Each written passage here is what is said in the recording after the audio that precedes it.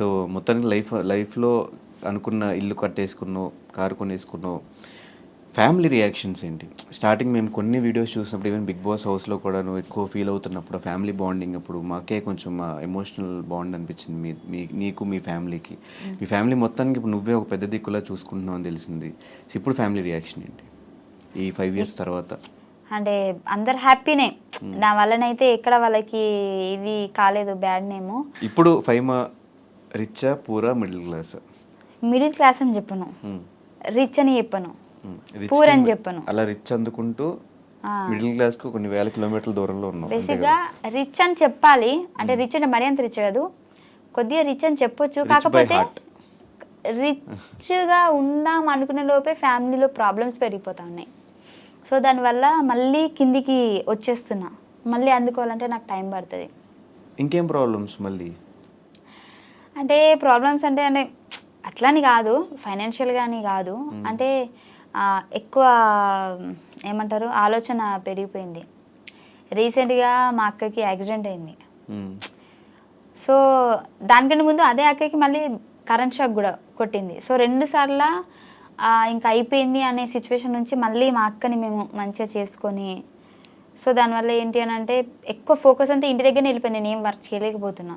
అంటే నాకు బేసిక్గా ఫ్యామిలీ అంటే చాలా ఇష్టం.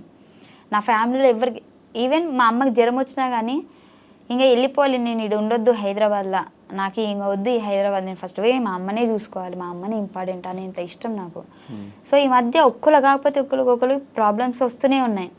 నా ఫ్యామిలీ మంచిగా ఉంటే నేను మంచిగా ఉంటాను, నా ఫ్యామిలీ సఫర్ అవుతుంది కాబట్టి సో దాని నుంచి నేను బయటికి రాలేకపోతున్నా, ఇంకా ఎటు ఏం చేయలేకపోతున్నాను నేను ముందుకి.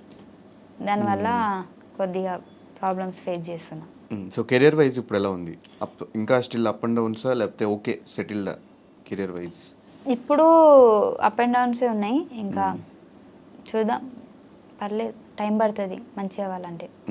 సో చాలా సందర్భాలు చెప్పు, బుల్లెట్ భాస్కర్ అన్న బాగా సపోర్ట్ చేశాడు జబర్దస్త్లో అని, ఒకసారి ఆయన గురించి ఏం చెప్తావు? ఆయన గురించి ఏం చెప్తా అంటే బేసిక్గా నాకు ఎవరు అన్నలు లేరు, ఎవరైనా ఉన్నారంటే భాస్కర్ అన్న అనే చెప్తా. ఎందుకంటే ఆయన సపోర్ట్ బేసిక్గా ఎంత మంచోడంటే, నాకు ఫస్ట్లో జబర్దస్త్కి వెళ్ళిన తర్వాత టీమ్స్ షిఫ్ట్ చేస్తున్నారు, అప్పటికి నేను జబర్దస్త్ ఎంట్రీ ఇవ్వలేదు, పటాస్ ఆగిపోయింది. పటాస్ ఆగిపోయిన తర్వాత నా దగ్గర అసలు డబ్బులు లేవు, ఏం లేవు. అప్పుడు ఏం చేయాలో నాకు అర్థమైతే లేదు. యూట్యూబ్ చేసినా కానీ తక్కువ రీచే నార్మల్గా వచ్చేది. ఏం చేయాలి అసలు, నాకు ఏం షోలు లేవు అనే టైంకి సార్ వాళ్ళు ఏం చేశారంటే పటాస్లో ఒక 2-3 అంటే నన్ను, పటాస్ ప్రవీణ్ని, ఇంకా ఒక 2 అట్లా జబర్దస్త్కి ఎంట్రీ అనేటప్పటికి టీమ్స్ చేంజ్ చేస్తున్నప్పుడు ఒక్కొక్కరు తీసుకోండి ఎవరైనా అవసరం ఉంటే అన్నప్పటికీ నన్ను ఎవరు తీసుకోలే, అందరూ నాకొద్దు అంటారు. ఏం చేయాలి నాకు అర్థం కాలేదు. అందరు టీంలు ఫుల్ అయిపోయినాయి. భాస్కర్ అన్న దాంట్లోనైతే ఒక 10-12 మంది ఉన్నారు. అంటే మెయిన్ ఆర్టిస్టులు కాకపోయినా ఆయన 10-12 మందికి డబ్బులు ఇచ్చుకోవాలి ఖచ్చితంగా ఉన్నారు అని అంటే. సో తన బడ్జెట్కి తనకు ఫుల్ అయిపోయింది. లాస్ట్కి నేను ఒక్కదాన్ని మిగిలితే నాకు బాధ అనిపిస్తుంది, నన్ను ఎవరు తీసుకోలేదు, ఏంది నా పరిస్థితి అన్న టైంకి 5 మంది వచ్చేసే ఇటు అని చెప్పేసి నన్ను తీసుకున్నాడు. ఆ రోజు నేను ఏమనుకున్నానంటే 12 మంది ఉన్నారు, నాకేం మిగతాడు డైలాగులు, నాకు తెలిసి బ్యాక్గ్రౌండ్ ఆర్టిస్ట్ లెక్క నిలబడాలనేమో అని అనుకున్నా.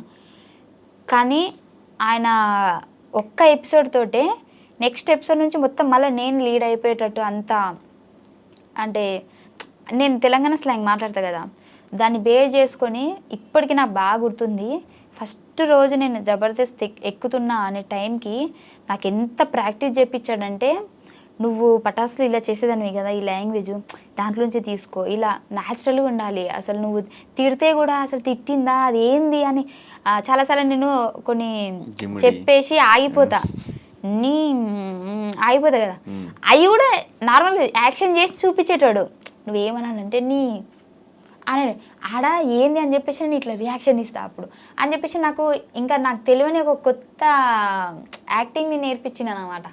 సో అప్పటి నుంచి జనాలు కూడా అక్కడ ఏదో అంది అది ఏంటిది అని చెప్పేసి, సో అట్లా కూడా నాకు చాలా మంచిగా వచ్చింది. అట్లా నేర్పడం వల్ల నేను ఇంత ఇప్పుడు చేస్తున్నా. సో మల్లెమాలతో అసోసియేషన్? మల్లెమాలతోనా అసోసియేషన్ అంటే అసోసియేషన్ నువ్వు ఇంగ్లీష్లో ఎందుకు మాట్లాడుతున్నావు, నేను తెలుగు మీడియమే. నాకు ప్రయాణం, ఎస్ జర్నీయా?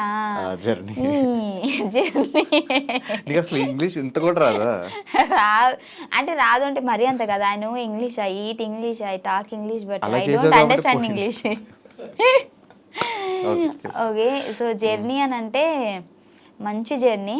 అసోసియేషన్ అను ఎందుకబ్బా అను ఒకసారి, నన్ను చిన్న చిన్న పదాలు నేను చెప్పా. ఒక్కసారి చెప్పరా. అసోసియేషన్. ఓకే.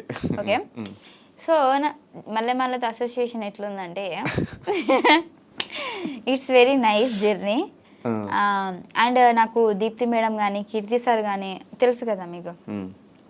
బేసిక్గా ఏదైనా మనము ఒక ఇప్పుడు మల్లెమల్లలో వర్క్ చేస్తున్నామని అంటే వాళ్ళు పైన నుంచి వాళ్ళు చూసుకుంటారు కదా. సో వాళ్ళని కలవాలంటే మనం అపాయింట్మెంట్ తీసుకోవాలి ఒక రోజు ముందే. కానీ వాళ్ళు నాకు తెలియకుండానే నన్ను సొంత లెక్క చూసుకున్నారు అనమాట. నువ్వు ఎప్పుడు మా దగ్గర మాట్లాడడానికి రావాలన్నా, నీకు ఏది ప్రాబ్లం ఉన్నా సరే నువ్వు డైరెక్ట్ వచ్చి మాట్లాడేయచ్చు అని చెప్పేంత నాకు అంత మంచిగా చూసుకున్నారు. అండ్ ఇంకోటి నేను బిగ్ బాస్కి వెళ్తా అన్నప్పుడు కూడా వాళ్ళు బేసిక్గా అంతా నన్ను ఏం తిట్టలేదు. అంటే నువ్వు మళ్ళీ రావద్దు, అందరు ఊహించే ఉంటారు కదా, మేబీ రావద్దు అని చెప్పే ఉంటారు అది ఇది అని చెప్పి, అలాంటి ఏం తెలియదు కదా. సో నీ లైఫ్ నీకు మంచి జరుగుతుంది అంటే మేము ఖచ్చితంగా ముందుంటాం. బట్ అండ్ ఇంకోటి చెప్పాలంటే ఈ జర్నీలో కరోనా టైంలో నాకు పటాస్ ప్రవీణ్కి నెలకి ఇన్ని డబ్బులు ఇచ్చారు వాళ్ళు, మళ్ళీ వాళ్ళు. బేసిక్గా ఇది ఎక్కడ ఎవ్వరికి తెలియదు అనుకుంటా, నాకు తెలిసి. వాళ్ళు ఎంత మంచి వాళ్ళు అంటే, మేము అంటే మా గురించి తెలుసు వాళ్ళకి, మా సిచ్యువేషన్ తెలుసు, మా ఫ్యామిలీ సిచ్యువేషన్ తెలుసు. సో అందరు ఖాళీగానే ఉన్నారు కరోనా టైంలో, అందరూ సఫర్ అవుతున్నారు. కానీ వాళ్ళు మమ్మల్ని వాళ్ళ సొంత అని అనుకొని మీకు మేము ఉన్నామని చెప్పేసి నెలకి శాలరీ అకౌంట్లో వేసేసేవాళ్ళు. Super super. సో నన్ను అంత బాగా చూసుకున్నారు.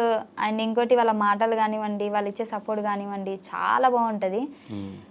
నాకు చాలా ఇష్టం. బేసిక్గా నేను అక్కడ మల్లెమాలలో ఉన్నానంటే నాకు ఒక సేఫ్ ఆ ఫీలింగ్, అంటే నాదే అన్న ఫీలింగ్ వస్తుంది, మనోళ్ళు అన్న ఫీలింగ్ వస్తుంది. ఇప్పుడు ఏదైనా వేరే దగ్గరికి వెళ్ళినా కానీ వాళ్ళతో మాట్లాడాలా లేదా, ఏమన్నా అనుకుంటారా, వీళ్ళు మనతో అంతా మింగిల్ అవుతారా లేదా, ఆ ఫీలింగ్ వస్తుంది కదా. నాకు మల్లెమాలలో ఎవరితో మాట్లాడినా కానీ నాకు ఒక సేఫ్ ఫీలింగ్, మనోళ్ళు అని అనిపిస్తుంది. కానీ ఒక్కసారి అట్లా 4-5 years బ్యాక్ వెళ్తే ఈ ఓవరాల్ జర్నీలో రిగ్రెట్ ఫీల్ అయ్యే థింగ్స్ ఏంటి, హ్యాపీ ఫీల్ అయ్యే మూమెంట్స్ ఏంటి? ఈ 5 years జర్నీలో రిగ్రెట్గా ఫీల్ అయ్యేదంటే, రిగ్రెట్ అంటే తెలుగులో చెప్పు. ఏదన్నా చేసేసి అయ్యో అనవసరంగా చేసా, లేకపోతే అనవసరంగా ఆ షోకి వెళ్ళా, లేకపోతే అనవసరంగా ఆ రోజు డైలాగ్ చెప్పా, అనవసరంగా వాళ్ళతో గొడవ పడ్డా, ఇలాంటివి. సరే, రిగ్రెట్ ఫీల్ అంటే నిన్ను ఒకవేళ సడన్గా ఏ హాలీవుడ్ ఛానల్ నుంచి ఎవరిని వచ్చి కూర్చొని ఇంటర్వ్యూ చేస్తే ఏం మాట్లాడతావు వాళ్ళతో? ఫస్ట్ వాళ్ళు నన్ను పిలవరు. వాళ్ళు ఒకవేళ పిలిస్తే, ఒకవేళ రేపు పొద్దున్న యూఎస్ఏ వెళ్ళాలి, ఏదో మూవీ షూట్కి పోవాలి, అక్కడికి వెళ్ళి ఏం మాడతావు? యాప్ ఉంది కదా తెలుగు టు ఇంగ్లీష్, ట్రాన్స్లేట్ చేసుకుని వాళ్ళు అడిగినప్పుడు రెస్ట్ ట్రాన్స్లేట్ చేసుకుంటూ అడుగుతావు. అడిగినాక 1 second అంట. యూఎస్ వీసా ఉందా? లేదు. తీసుకుంటా. సరే అమెరికా కాకపోయినా అమీర్పేట అనుకో, అమీర్పేటలో నాతో ఎవరైనా ఇంగ్లీష్లో మాట్లాడడం కానీ నేను మేనేజ్ చేసేస్తా. నేను ఇప్పుడు నాతో ఇంగ్లీష్ మాట్లాడు, నీకు రాదు. అంటే మరి అంత రాకుండా లేదు కానీ మరి రిగ్రెట్ ఇవి కూడా తెలియకుండా లేదు. రిగ్రెట్ అంటే నాకు తెలుసు, ఇప్పుడు చెప్పా కాబట్టి. సరే చెప్పు. రిగ్రెట్ అంటే నాకు ఇంగ్లీష్ రాదని నీతో చెప్పినా కదా, అదే నా రిగ్రెట్. అది కాదు కానీ బేసిక్గా చాలా సిచ్యువేషన్స్ ఉన్నాయి, ఏం చెప్పాలో నాకు అర్థమైతే లేదు. అలా చేయకుండా ఉంటే బాగుండేది అని చెప్పేసి. వద్దులే రిగ్రెట్ ఎందుకు మనకి అవన్నీ. సరే హ్యాపీ మూమెంట్స్ ఏంటి?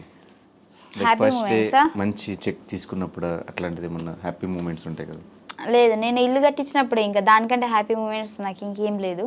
సో ఇల్లు కట్టించినప్పుడు మా అమ్మ కళ్ళలో ఆనందం ఉంటుంది కదా, సో అది నేను ఇప్పటికీ మర్చిపోను. అది నాకు చాలా హ్యాపీ మూమెంట్, నాకే కదా ఆమెకు కూడా.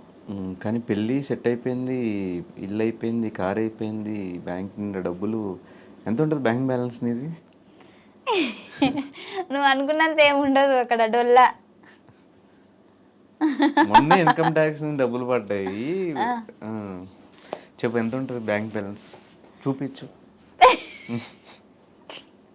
భయపడతావు ఎందుకు? చూపించు పర్లేదు, అంతేముండదు నువ్వు అనుకున్నంత. చూపించు పర్లేదు. ఎన్ని కోట్లు ఉన్నాయి? నా ఇజ్జత్ నేను తీసుకోవడం అంటే ఇదే. సరే కానీ నేను ఒక క్వశ్చన్ అడుగుదాం అనుకుంటున్నా, కానీ కరెక్ట్గా ఆన్సర్ చెప్పాలి. దీనికి కరెక్ట్గా చెప్తా. కరెక్ట్గా చెప్పాలి, అబద్ధం చెప్పకూడదు. నేహ పెళ్ళికని ఇంటి దగ్గర నుంచి బయలుదేరి పెళ్ళికి వెళ్ళకుండా పార్కింగ్లో ఆగిపోయావు. అయ్యో అమ్మతో నాకు గుర్తుకు లేదు. పెళ్ళికని బయలుదేరి పార్కింగ్లో ఆగిపోయావు అంటే ఎందుకు? నేహ ఇంటికి వెళ్ళి అదే అక్కడికి వెళ్ళి ఆ ప్లేస్కి వెళ్ళి పార్కింగ్లో ఉండిపోయింది. చెప్పు. చెప్పేస్తా. నాకేం ప్రాబ్లం? చెప్పేసి. నాకేం ప్రాబ్లం లేదు, చెప్పేసి. లేదు లేదు, అప్పుడు నాకు నిద్ర వచ్చింది, కార్లో పడుకుండిపోయా. అక్కడ నువ్వు కూడా ఉన్నావు కదా నా పక్కన. నేను లేను. నేను లేని నీకెలా తెలుసు? నేను లేను, నాకు చెప్పారు, ఉంటారు కదా పక్కన. సో ఏం చెప్పాలి, వద్దులే, మళ్ళీ బాధపడతారు అందరూ. పైమా నువ్వే నానంటారు. తర్వాత నేహ ఫోన్ చేయలేదు? ఫోన్ చేయలేదు ఆమె, అసలు ఫోన్ కాదా ఏం లేదు అసలు ఆమెకి, అది గుర్తుకే లేను అసలు. అసలు నేను పార్కింగ్లో ఉన్నాను కూడా ఆమెకు తెలుసో తెలియదు, తెలుసుంటే వచ్చేదేమో. సో ఇప్పుడు దాకా తీసుకున్న హైయెస్ట్ పేమెంట్ ఏంటి నీది? Big highest check? Bigg Boss 5 lakhs per week? అంతేం లేదు, తక్కువనే. 4.9.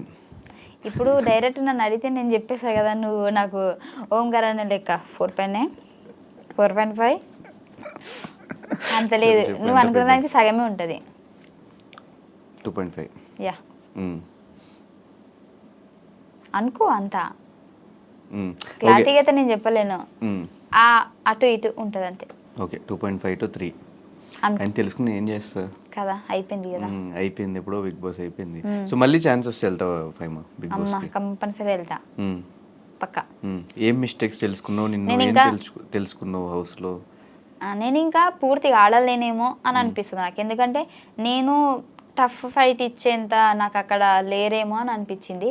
సో మళ్ళీ వస్తే టఫ్ ఫైట్ ఇద్దామని. 7 నీకు టఫ్ ఫైట్ అనిపించారా? 7 అనిపించింది. ఆ గేమ్ కూడా కొత్తగా అనిపించింది, మాకు పాత సీజన్ గేమ్సే ఇచ్చినట్టు అనిపించింది. అది బయటకు వచ్చినాక చూస్తే అన్నీ. బయటకు వచ్చాక చాలా మంది నీ విషయంలో మాట్లాడుకున్నది డబుల్ మీనింగ్ జోక్స్ కానీ వాటి గురించి ఎక్కువ డిస్కషన్స్ అయ్యి. నేను బిగ్ బాస్లో మాట్లాడింది ఒకటే మాట, దానికి నన్ను బేసిక్గా చూసుకుంటే సీజన్లో నేను వెళ్ళిపోయేంత వరకు కూడా నాగార్జున సార్ నన్ను ఏ రోజు కూడా తిట్టలే. ఆ రోజు కూడా నాకు ఆ డబుల్ మీనింగ్ తిట్టలేదు, ఆలోచించి మాట్లాడు ఫైమా అని అన్నారు. సో తర్వాత నేను ఆలోచించా, బేసిక్గా అదే బయట వేస్తే నువ్వు నవ్వేటోనివి, నువ్వు నా మీద అంత రచ్చ చేసేటోనివి కాదు, ఫన్నీగా తీసుకునేటోనివి. ఆ బిగ్ బాస్ హౌస్లో ఏంటంటే నువ్వు తుమ్మినా కానీ నువ్వు ఎట్లా తుమ్మినో అని మనల్ని నెగిటివ్ పాయింట్లను చూస్తారు. నువ్వు తుమ్మాల్సిన అవసరం ఏముంది, అదే ఇక్కడ అంటే న్యాచురల్గా వచ్చేసింది అని అంటారు.